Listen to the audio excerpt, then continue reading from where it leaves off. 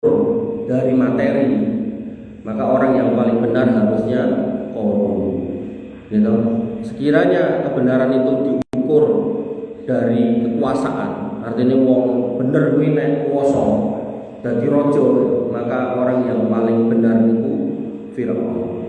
Dan sekiranya orang yang paling benar itu adalah orang yang paling digdoyo, yang punya pasukan, maka orang paling benar itu Haman.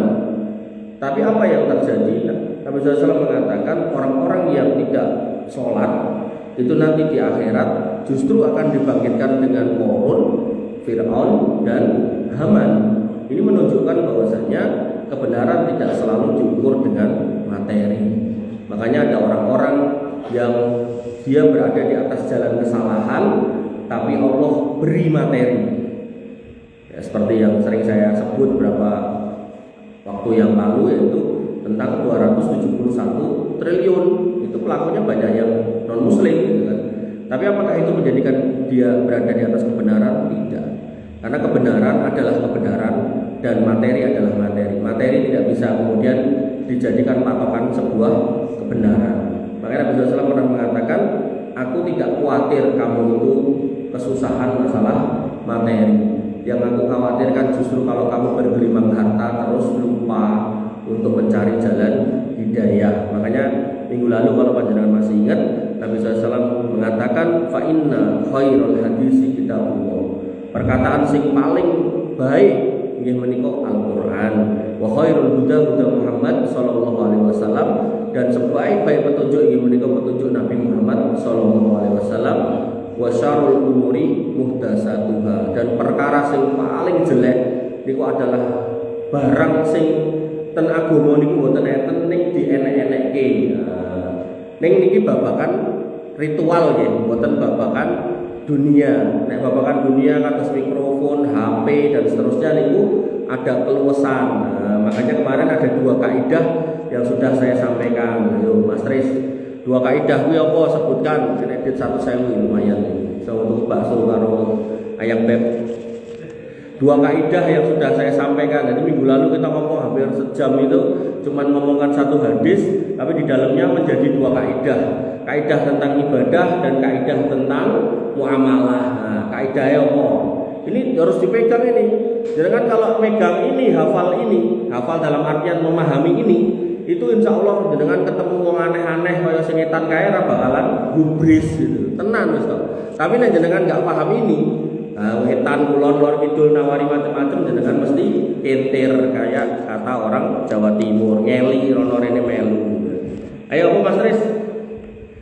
2 kaidah yang harus jenengan inget-inget, 1 tentang ibadah, yang 1 tentang muamalah. Apa? Mas Tris tit.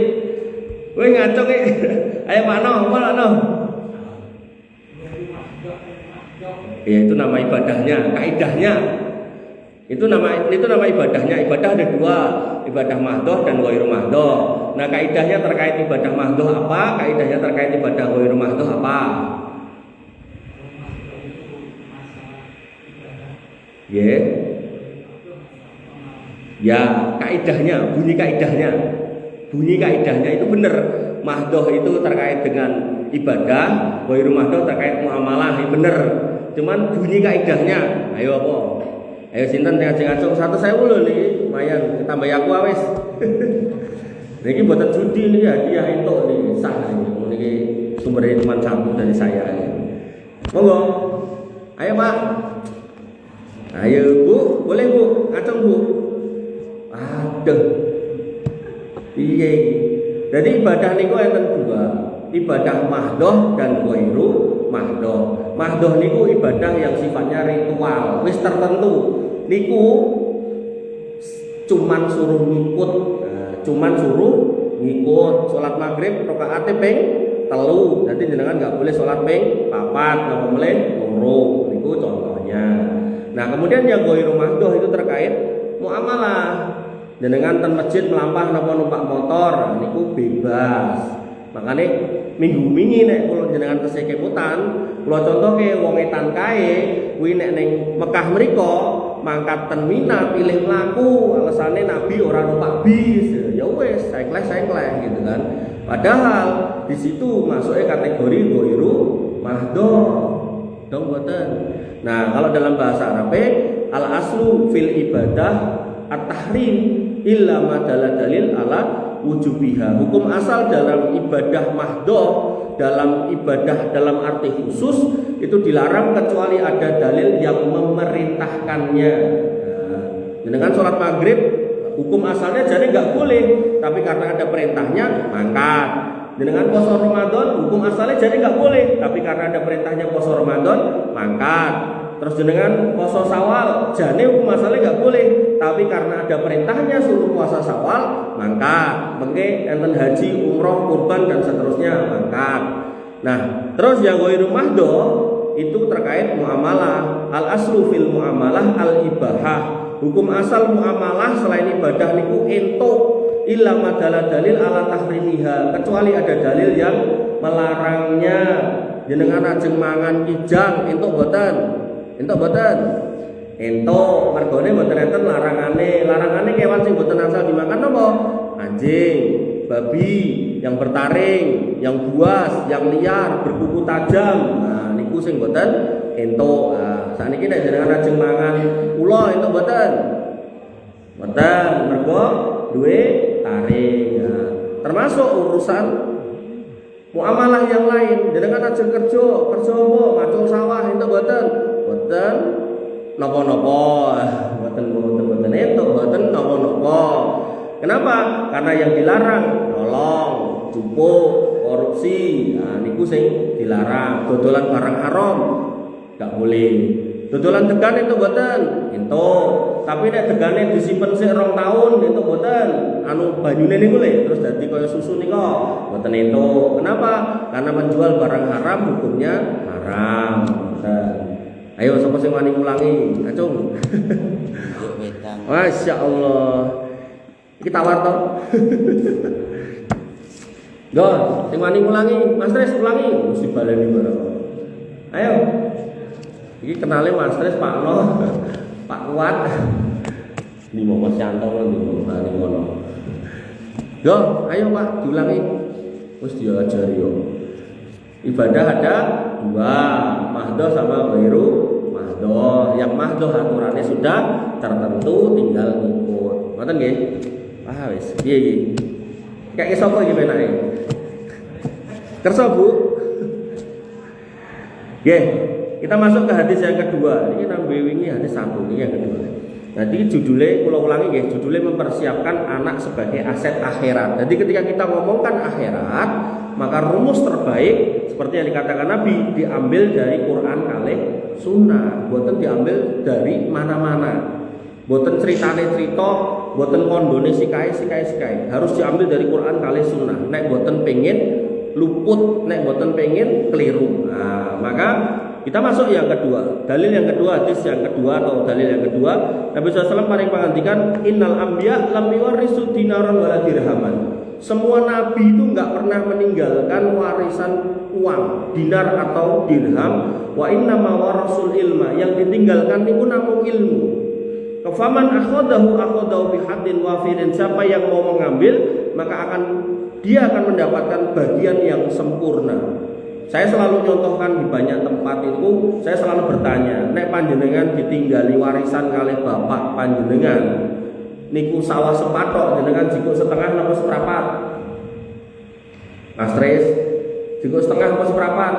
Nek ditinggali sepatok. Setengah. Piye, Mas? Tris iki sawah sepatok nggo kowe, jenengan jiko setengah napa seprapat? Kabeh. Maka orang cerdas niku dijiko kabeh, wong iki kabeh niku setengah iki.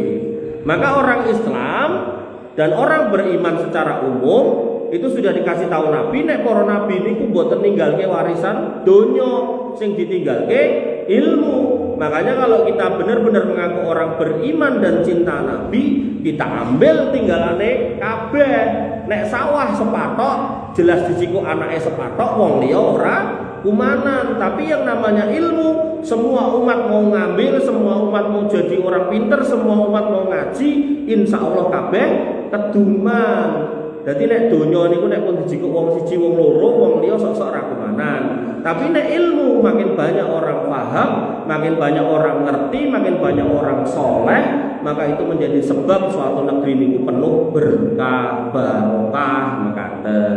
Makanya orang yang beriman itu harus selalu nambahi ilmu, harus selalu nambahi pengetahuan tentang agama. Jangan sampai kita jahil masalah agama. Alhamdulillah masjid sampean puneten tinggal teko duduk manis malah disuguh sisan raketan mung banyu tawa gitu. Lumayan daripada orang. Nah, bahkan sebaliknya Nabi SAW mengatakan taraktu fikum amro ini lan tadilu ma tamassaktum bihima kitabullah wa sunnati. Nek warisan tadi nggih menika Quran kali sunnah ilmu wau mboten panjenengan pundhut, maka panjenengan bakal sesat, klentu, luput.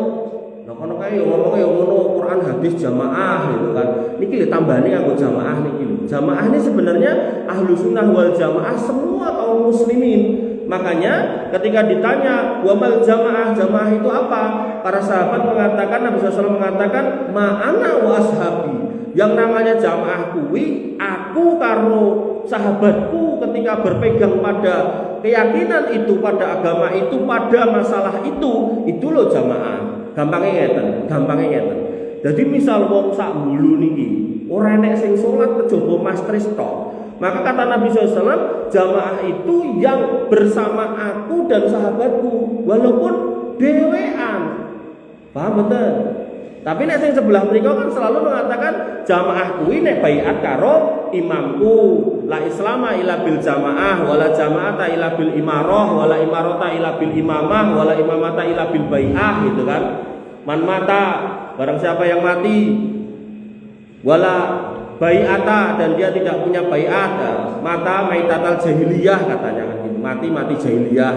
Jadi itu sudah dijadikan barang dagangan, itu nggak boleh. Jadi jamaah itu jamaah bersama Nabi dan para sahabatnya. Artinya panjenengan orang melu etan riko, orang melu lur kidul dan seterusnya. Ketika panjenengan berpegang di atas Quran dan Sunnah yang sebenarnya, wayah sholat, wayah adzan mangkat, wayah pengajian, nun sewu yang putri tutup aurat gitu kan. Kemudian raiso maca Quran, belajar maca Quran, pas poso-poso gitu kan, gak ada duit makan haji umroh gitu kan. Maka hakikatnya panjenengan bersama jamaah Nabi, sedangkan kita sudah tidak ketemu Nabi. Makanya Nabi pernah mengatakan kepada para sahabat, aku rindu sama ikhwani, sama saudara-saudaraku. Para sahabat mengatakan, loh, bukankah kami ini saudara-saudara engkau ya Rasul? Kata Nabi, enggak, kamu ini, kalian ini sahabatku. Sedangkan yang namanya ikhwani, saudaraku, kaum muslimin itu adalah orang yang enggak pernah ketemu aku, ning ngimani apa sing tak sampai ke nerompo aku dadi rasule, ajarane yo dieloni. Nah, niku sing penting. Jadi mboten soal melu ormas niki mboten. Tapi lebih kepada bagaimana kemudian kita berislam yang benar. Gak penting ormasnya itu gitu kan. Apalagi sampai mukafiroh, mengkafirkan orang lain, itu tambah parah lagi berkata. Makanya di sini dikatakan orang-orang yang berpegang pada Quran dan Sunnah hakikatnya dialah yang berjamaah. Sebaliknya kalau nggak mau berpegang pada Quran dan Sunnah dengan hakikat Quran Sunnah yang sebenarnya tidak diperdagangkan, maka dia adalah orang yang tersesat. Nah nanti deh bapakan anak, berarti kalau kita nggak ngambil cara ngopeni, cara ngurusi putra niku melalui Quran dan Sunnah sumbernya, maka khawatirnya mengke luput kan ngoten. Dan Islam niku sampun sempurna.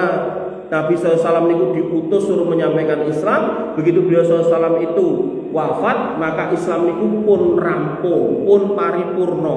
Boten perlu ditambahi, boten perlu dikelongi. Makanya Allah Ta'ala berfirman, al-yauma akmaltu lakum dinakum wa atmamtu alaikum nikmati wa raditu lakumul Islam madina. Pada hari ini Islam kuwi wis tak cukuke, wis sempurna, wis tak ridhoi dadi agama kowe kabeh. Nah, orang Yahudi begitu tahu ayat ini, Quran surat Al-Maidah ayat 3, mereka kemudian mengatakan kepada Umar bin Khattab, wahai Amirul Mukminin, sekiranya ayat itu turun kepada kami tak dadekke hari raya. Kenapa? Karena di sini jelas menyatakan Islam niku wis sempurna, wis rampung. Enggak perlu ada yang diperdebatkan di dalam Islam. Maka orang Yahudi pun mengatakan lau nazalat hadhil ayah alaina latakhadna yaumaha aidan. Kiranya itu turun kepada kami orang Yahudi tak dadekke hari raya. Kemudian Umar bin Khattab pun mengatakan, wallah, demi Allah kami tahu kapan itu turun, yaitu hari Jumat pada saat wukufnya Nabi SAW di Arafah pada haji wada. Pas turun ayat niku, para sahabat niku nangis. Mesti pertanyaan gampang, ngapa Mas Tris kok nangis? Turun ayat bukannya seneng ning nangis. Nah, ngapa? Ini Mas Tris meneh, soalnya sing kenal ya Bu Mas Tris. Sing ngerti jenenge maksudnya. Apa Mas Tris? Kenapa kok turun ayat malah nangis? Satu saya Mas Tris. Tak ngombe sih. Ayo, aku nek tekok Pak Sigit ya pakai ini Pak Sigit. Rene.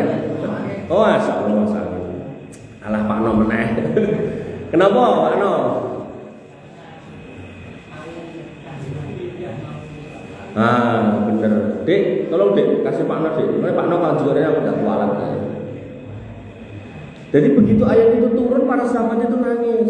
Karena ngerti nek risalah sudah komplit, berarti Nabi itu bentar lagi sedo.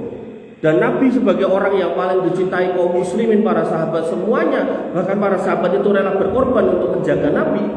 Nyawanya siap dipertaruhkan, hartanya siap diberikan semuanya, dunianya ditebus semua pemiliknya untuk membela Nabi SAW. Maka begitu turun ayat itu nangis. Kenapa? Lele sing mundut Gusti Allah wis ra iso nyegah.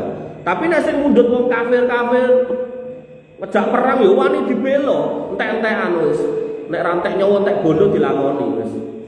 Pokoke ora wedi gitu kan. Tapi begitu yang nurunkan ayat itu Allah, berarti nanti yang mau mundut Allah wis ra iso apa-apa wong iman.